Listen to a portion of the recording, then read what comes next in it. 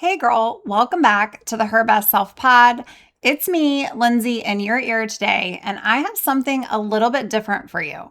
I'm so excited to share that I recently had the joy of sitting down with Coryn and Crysanne on their podcast for a conversation that went right to the heart of everything that we talk about here on this one.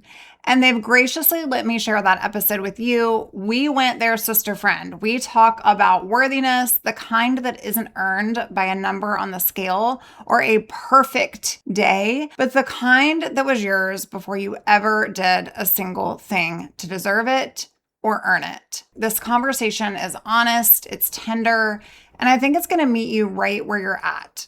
So grab your cup of coffee and listen in. Here we go. If food is taking up space in your mind, if it is stealing presence from your life, and that is something that you are constantly thinking about all day long, and you are getting on these medications because of that, because of what the world says, to me, that's a worth problem and it's not a weight problem. Did you guys catch what Lindsay just said? We almost need to replay that because that was so good. She said, if food and your body are taking up so much space in your mind that they're stealing your presence from your life, that's not just a weight problem, that's a worth problem. I think so many women are going to see themselves somewhere in this conversation today. Maybe you've never been diagnosed with an eating disorder. Maybe you don't think your relationship with food is that bad. But to be quite frank, if you are constantly thinking about what you can eat, what you shouldn't, whether you've earned dessert or not, or believing you're finally going to be happy once the scale hits a certain number, this episode is for you. Today's guest is Lindsay Nicole. She's the founder of Her Best Self Co., an eating disorder recovery coach, host of the top 1% globally ranked Her Best Self podcast, and someone who has personally walked through anorexia and found true freedom on the other side. What my mom and I love about Lindsay is that she blends biblical truth, wisdom, and genuine compassion to help women move from perfection to purpose. This conversation is not about telling you to not pursue your health or not wanting to lose weight. It's about asking a deeper question. What's driving that desire? Because if we're chasing a number on the scale, hoping that's finally going to give us peace, confidence, or worth, we're chasing something that only Christ can truly give us. I cannot wait for you to hear this conversation. Let's get into it. Lindsay, welcome to the podcast. Thank you so much for having me, ladies. I'm so excited to be here today.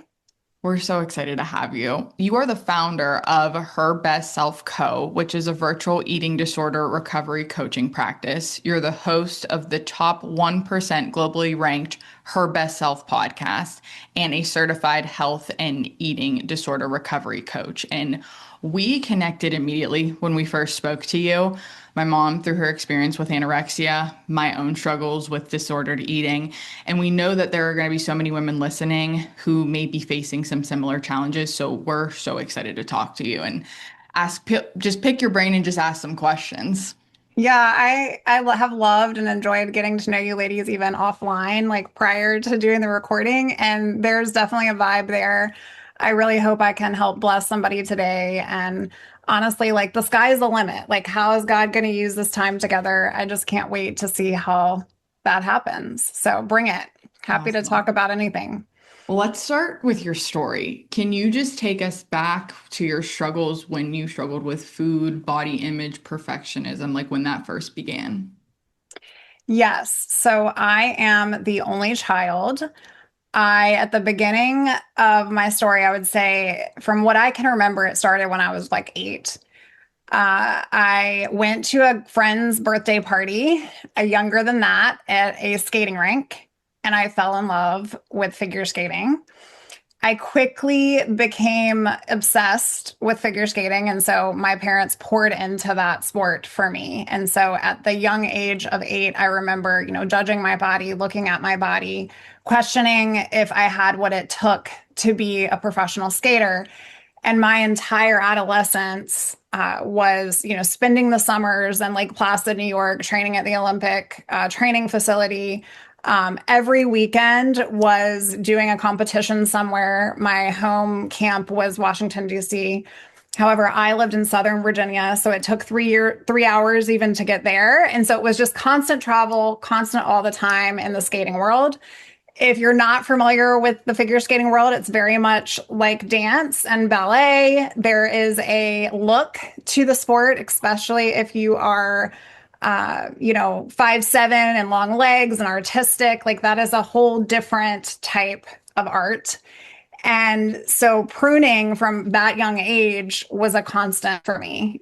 Lindsay, be careful what you're eating. Lindsay, like you have a competition coming up, Lindsay. And so it was always there in the back of my mind of I needed to make sure that I was the best and I looked the best in order to perform the best. So that is where it started. And then I would say the eating disorder flourished after I auditioned for a international skating club. And so at that audition, it was a big moment where I did everything right on the ice. And then afterwards, the ladies took me into the locker room and they weighed me. And they basically said, come back when you're 10 pounds lighter.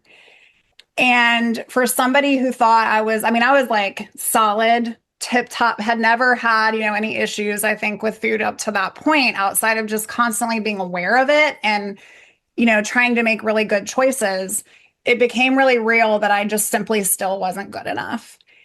And so that became a mission for me. Okay, they're going to tell me to lose 10 pounds. Oh, I'm going to do even better because that's the way my mind works and being competitive.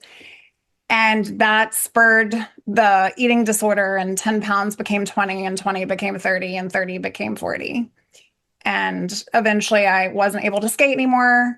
And it kind of took over my life from there. And that was the really rock bottom. There's so much pressure on such a young person. I mean, you started really young. I remember where it had started with me was just actually having to step on a scale it was in 10th grade, and I was exactly 10 pounds heavier than most of them. And I was like, they're like 115, I'm 125. And I was like, oh, and it started with that 10 pounds. But you're right. For me, I did the 10 pounds, but it went further and further, because it was just like you said, I'm going to do this. But at a young age, that developed us.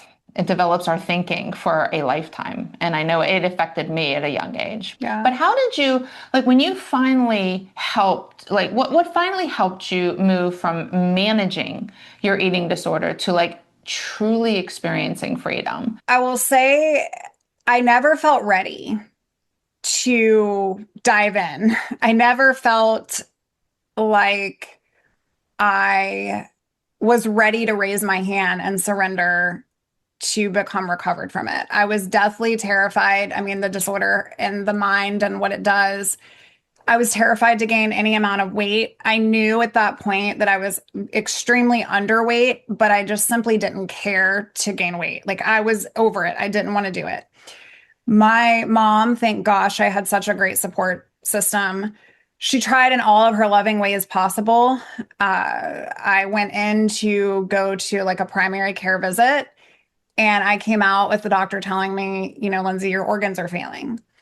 I wish that the story would have been I cared when I left the office. It took a couple weeks for it to click in and go, this is serious. Like you are restricting your calories. And now what started as something that you thought was becoming healthier is now controlling your life.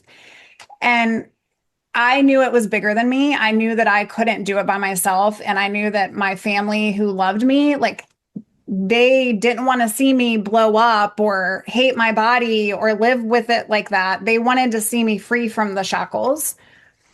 And so one day I just said, God, I can't do this anymore.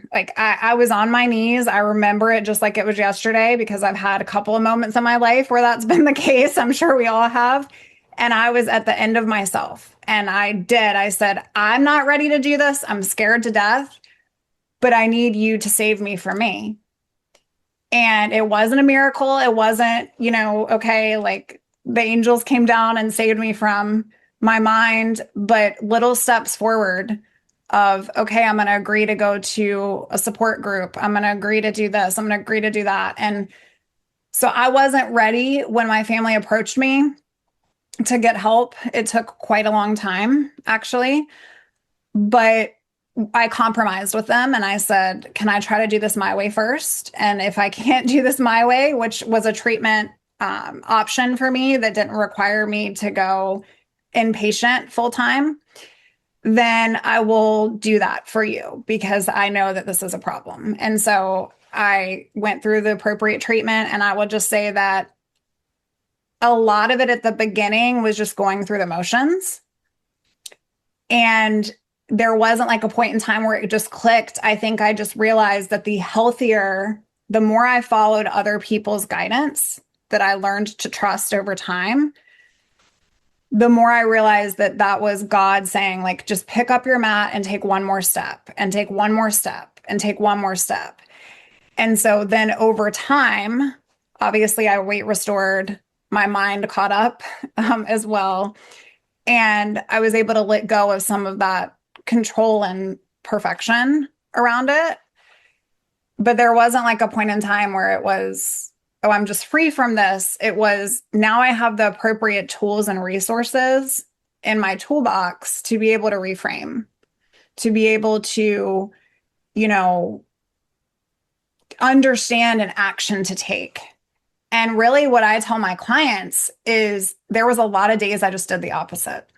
I just did the opposite of what my mind told me to do. And that's how I got through it.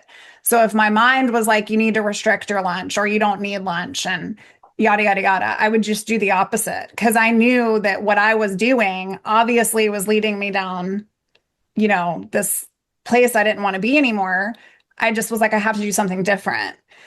So there's a lot in that, but It was a great awareness on your part, though, like huge. And I think most people, I myself with an eating disorder, I don't think that I ever had that awareness because I was in denial of it. I didn't accept the yeah, fact that I had an eating disorder. But like you said, I don't know that people can understand the whole I'm scared to eat thing yeah, until this is where this is where I'm upset that it worked that I didn't eat to get to where I wanted because then eating became such a fear. hmm, This is something with the GLP-1s that I am afraid for people.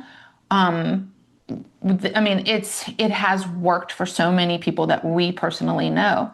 And I know a lot of people saying now, like they're literally afraid to eat. And I am so afraid that these GLP-1s are going to push things like anorexia or bulimia to people that who would just never have thought of it before. Because basically, I always told her, I feel like when I heard about what GLP-1s and what they do, I'm like, oh, so basically this is my eating disorder without having to white knuckle it. Like you're giving me a permission, you're giving me a pill that gives me a permission to have an eating disorder. And then once these people do believe, like do see that, oh, when I didn't eat, it actually worked, they may, that's what my fear was. That was the feeling that I had that sent me down that eating disorder. Big. yeah. Denial is important because I spent a lot of time there too, Mhm. like with the denial. And I think realizing I was miserable even in the denial, how much more miserable does one person need to become to realize that they're not fine where they're at and something has to change? And so I think a lot of that is, are you more scared of staying the same than you are of seeing what it might be on the other side? Like, is the fear of the unknown scarier for you? I always say that like we tend to avoid pain or move towards pleasure. And so it was so much pain. And I think that that is the hardest thing with the GLP-1s is that it's acceptable. Wellness has made it acceptable.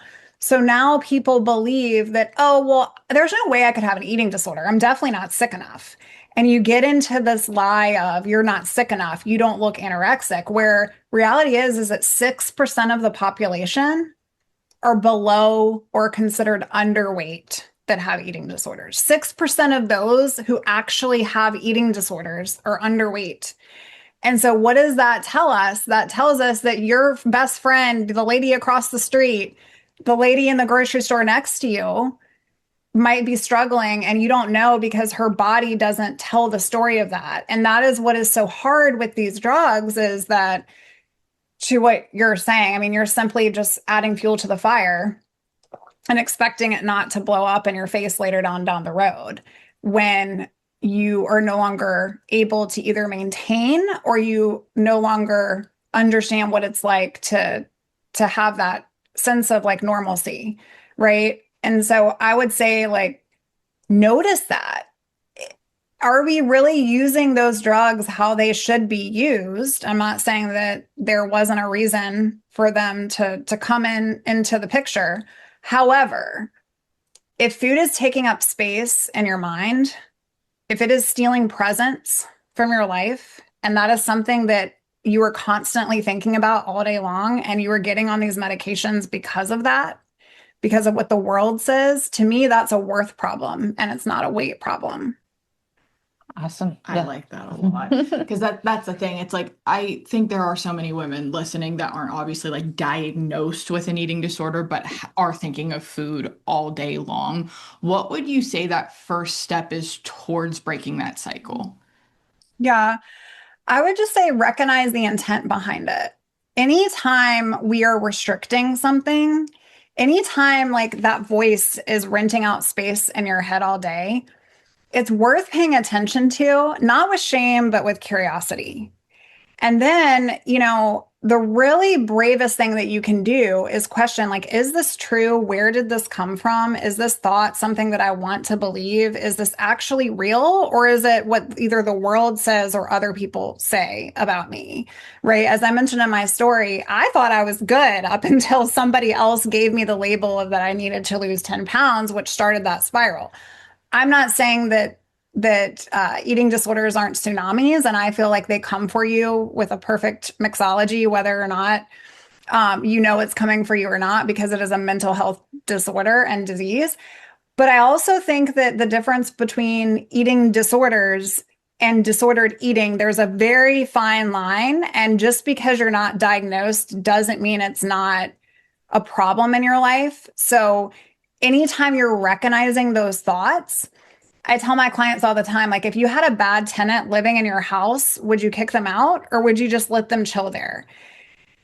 Those thoughts in our mind, they deepen and they get worse over time.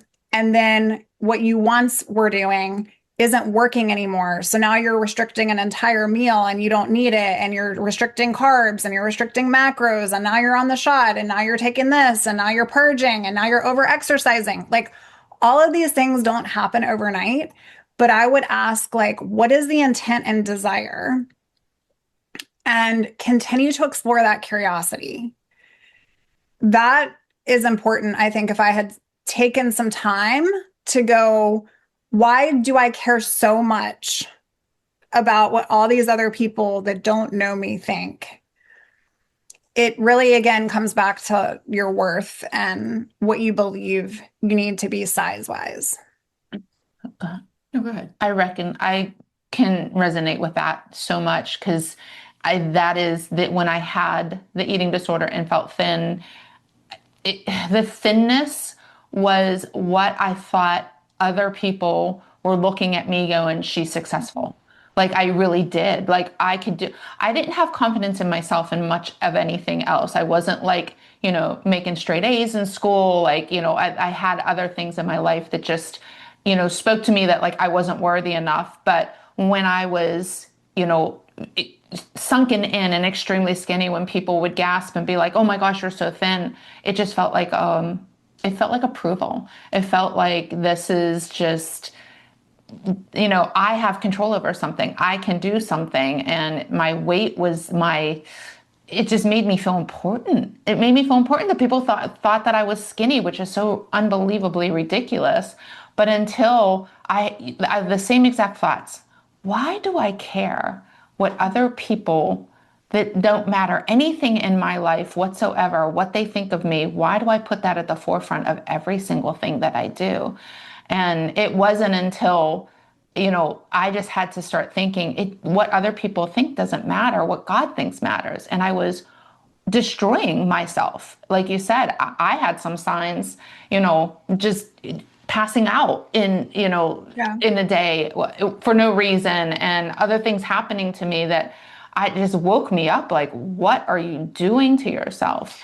And it doesn't happen like all at once, like you Yeah. said. It's like slowly trickling over time. So you like can justify so much when you're going through it. And I would justify, taking laxatives. I would justify if I overate whenever we were in college and went to go get frozen yogurt. I'd justify being on the Stairmaster for 2 hours. And like I did not get diagnosed with an eating disorder, but the disordered thoughts that consumed my life 24/7, I never used to think that way until that one person or that one thing happened.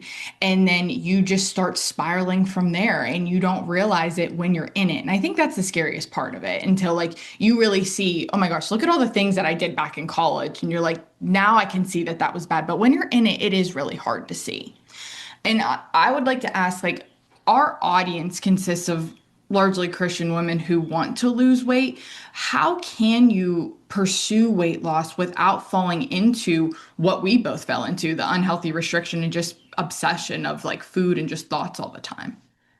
Yeah. I mean, one thing I always say is, what is she really like hungry for?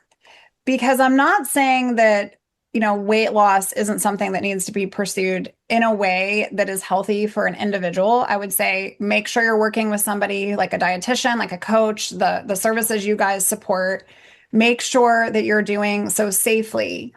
But what I will really ask from jump is, instead of how do I lose weight safely, it is, what am I really hungry for? Because often the pursuit of weight loss is usually a pursuit of peace, a pursuit of worth.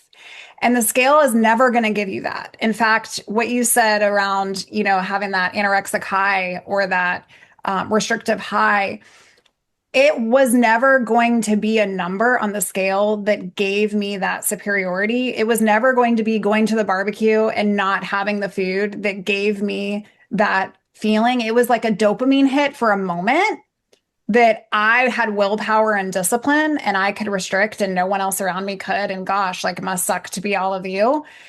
But the reality is that the lower the scale got, the quicksand, like just got tighter around me and suffocating. And at that point, it wasn't about my body at all. And I think what we tend to do is we think, if I lose weight, then blank. When I lose weight, then blank. I will be better and I will be more loved and and so it's facing like, what is underneath that? What is the feeling that you're thinking you're going to gain from doing the thing that you currently don't feel you're worthy enough of having and experiencing? Because it's not the body. It has absolutely nothing to do with the body, even though people are going to listen to this and go, what are you talking about? Yes, it does. Like, I want a better body. It's what you're making it mean about you. That is what it is. The reality is, if you were to ask my husband, if you were to ask my friends, if you were to do the same for you or any of your listeners, your body is the least interesting fact about you as a human. And so the reality is we think if we have a better one, then we're going to be liked, loved, appreciated. For me, it was not rejected, finally good enough. But my thought is this: you weren't made to be good enough, because if you were, you wouldn't need your creator every single day, right? If we were perfect, we wouldn't need him to save us from ourselves. The scale is something that I think a lot of women struggle with. That number is huge for a lot of women. And I'm not walking around with a number above my head. Who the heck knows that I weigh 150 pounds or I weigh 120 pounds? Who the heck knows that, It's not, it's something that we do get fixed. We put too much emphasis on, for sure. Yeah, I love that. I actually haven't weighed myself 5-7 years, maybe. I mean, I don't even know. And people will say, well, what do you do when you go to the doctor? I do blind weights and I just have the doctor or the technician around to do it. Why? Because I just don't need to know. That is the least interesting thing about me. And I've only gotten there because I started doing that with clients and challenging them. If you can argue your case, be your lawyer in your case, and tell me why that number matters. And some would say, well, if it's higher, then, I am weight restoring and I'm finally eating better and I'm doing, or if it's lower, then, oh, well, maybe I'm eating healthier, but I'm, doing a little bit more than I was before. And so I feel a little bit comfortable because it's in my window or whatever it is.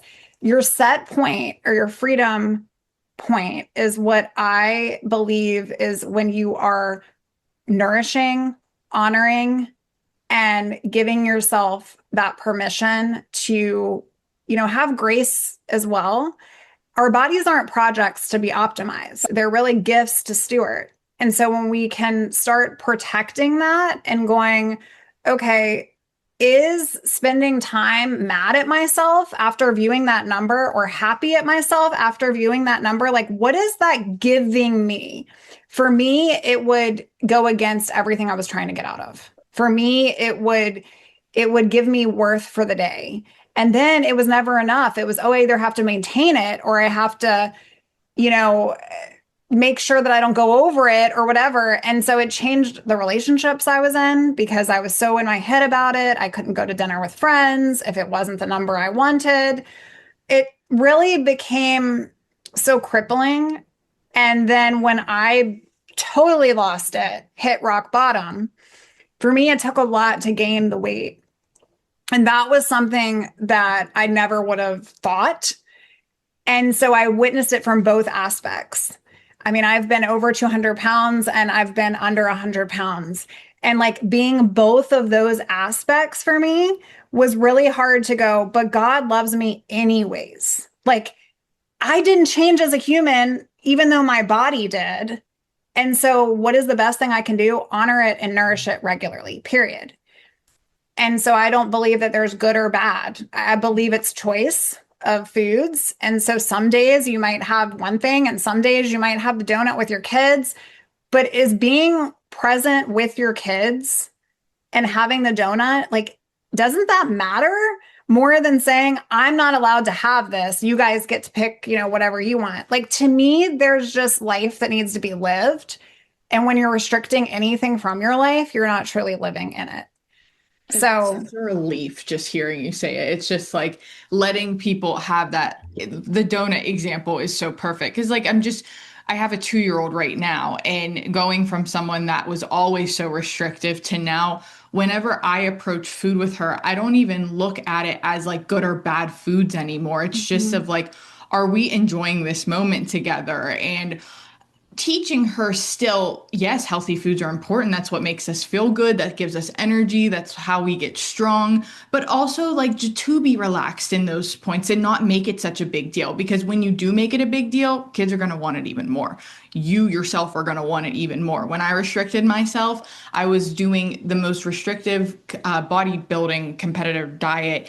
And I'm walking into a gas station and now looking at all of the chocolate, being obsessive over it. Never used to be like that. So I think your body is amazing at the signs that it does send you, and you can catch yourself with it before you get all the way to full-blown eating disorder. When you're in that disordered eating patterns, really catch yourself, because if this doesn't feel peaceful, this isn't the right way to do it at all.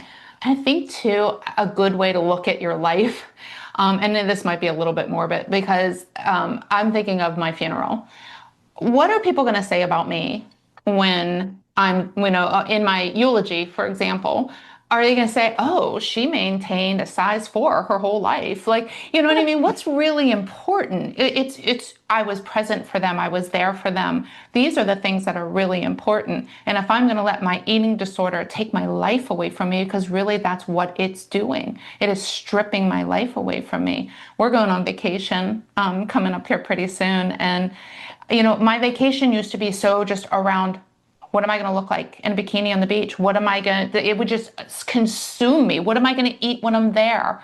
How are we going to go shopping? And now it's like, okay, what am I going to do with my granddaughter? And how are we going to have fun at the beach? And what are we going to experience together? These are the thoughts that give me peace. And yeah, I think we just need to step outside and look at the bigger picture, like you said. And that is what is important. And that's what I'm going to put my time into.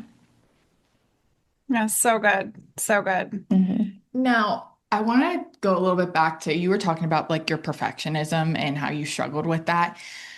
A lot of our clients will, whenever someone comes to work with us, they think they have to be perfect at first. Because, like, if I just listen to Mhm. her and she tells me exactly what to do, I'm going to get the results that I want. And that's when I first hired my first trainer. That's what I thought. And oh, that humbled me. And it actually caused me to think the total opposite. And I really struggled. So, when it comes to perfectionism, how did that make you struggle with food and your body image? For me, again, with skating, it came from a lens of my body was part of my uniform almost, like it was part of this mask. And so it was a project that I had the ability to control constantly. And it had to be flawless. It was a part of me that had to be flawless. And I always felt like I was a magical unicorn, which is something that I say often. I'll be like, you're not a magical unicorn. Because I always felt like I had to be this way. And maybe these other people could be normal, or maybe these other people could have what they wanted to eat. But I always had to be flawless. I treated myself and my body like my resume. And the freedom really came and letting go of the desire and the control, because the more I tried to grasp the control, the more it controlled me. And that was when it kind of got to the point of, okay, is this real life? Because this is not living.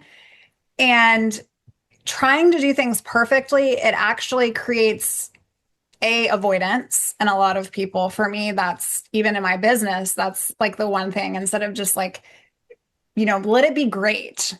But it doesn't have to be perfect, because at the end of the day, we are our worst critics. Um, I try to flip that and go, is it excellent?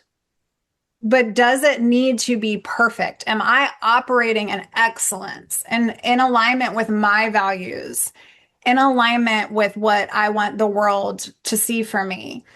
Cool, but I don't need to be flawless, because that was never the standard I was ever supposed to have. And it's so funny, my son and I will laugh because my youngest is very much like me. And he's a perfectionist, and God love him. I'm really working on it so that we can grow him into a young man that is not constantly trying to make life perfect for everyone. But he and I will joke, and I'll say something like, today is a 98% day, and he'll be like, Mom, you're not 98% perfect. Remember, you're not supposed to be 98% perfect. You're 98% excellent. And so we joke about how, we're going to show up as our best versions of ourselves. But what does that mean? That means fueled, nourished, thoughtful of others, compassionate, and it doesn't necessarily mean that we ourselves have to be flawless. So it's just Oh, something I pride And myself on. that's what brings happiness. I think people think that their size, this number on the scale, fitting into their clothes brings happiness. But I think both of you and I both have experienced, we've been the lowest weight that possible. And how happy were we? Yeah. That was the most miserable point of my life. Getting to my goals, those goals were the most miserable points of my life. Happiness is, like you said, with your son and experiencing life is what truly brings happiness. So yeah, it's really dangerous to think that, getting our perfect body is bringing us happiness. It is totally, totally the opposite, because once you get there, you got to go further. Right. Yeah, I think it's temporary. Oh, There it were is so times, temporary. right, where I was like, oh my gosh, I'm crushing it. And Mm-hmm. the scale is moving and it's exactly what I want. And I felt this dopamine hit again. Mm-hmm. And then, but all for what? Mm-hmm. All Yeah, for what? that You was, know? yeah. That was always me. Oh, yeah. Just, because I hit that number and I'm like, well, we can go further. We can go further. Mhm. And yeah. And then all of a sudden my health is just deteriorating. And And it's like if you are someone that is like just has a competitive nature, or just like hmm you're always just like this high achieving woman, like the people that listen to our podcast, like these are go-getters, and like they Mhm. think they got to really push through with stuff. And it's such the opposite when it comes to your health. Like we have to dial back and we need to really listen to what our body is trying to tell us. So this was so helpful, Lindsay. Thank you so much for this. To wrap up, if there's one message and hope every woman listening walks away with today, what would that be? The best version of you is not the smallest version of you. You are fearfully and wonderfully made by the God of the universe who made you that way. And I would just hope that she sees that inside of herself. And if she is experiencing disordered eating or has eating disordered patterns and behaviors, find someone now. Like raise your hand now. Don't wait for it to take over your life, or maybe it's been years of your life. That's okay too. It doesn't matter how long you've dealt with this, you can still find freedom from it. I have clients who are 70. I have clients who are, finally getting time spent with their grandkids. I have clients who are 40. I have clients who have had multiple kids who have been dealing with this since they were 10. Like it is okay to raise your hand and go, you know what? This has been a struggle in my life that has been an idol in my life for quite some time.